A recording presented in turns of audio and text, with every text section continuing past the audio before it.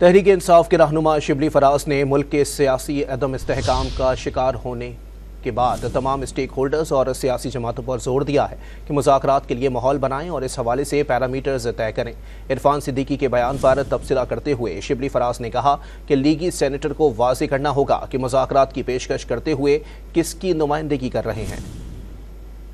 چونکہ یہ اس وقت ایک سیاسی عدم استحکام پورے ملک کو اپنی گرفت میں لیا ہوا ہے، تو اگر یہ باتیں تو مذاکرات ہی سے ہوتی ہیں، اور مذاکرات ہونے سے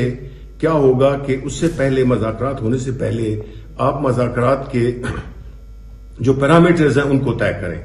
مذاکرات یہ نہیں ہے کہ ایک دن آپ اٹھ کے یا ایک دن فیصلے میں اٹھ کے تو آپ نے کر لیے۔ مذاکرات کے لیے سب سے پہلے جو ہے وہ پیرامیٹرز ہم نے طے کرنے ہیں کہ کس طریقے سے اور کس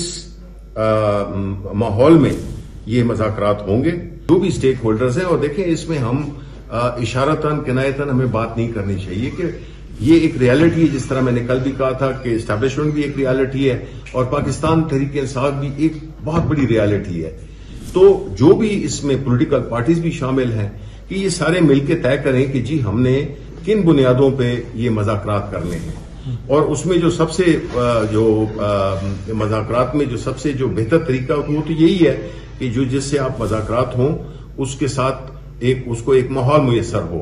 ٹھیک ہے، جس میں کہ ان کو ایکسیس ہو، مشاورت کے لیے ساری چیزوں کا طے ہونا بہت ضروری ہے۔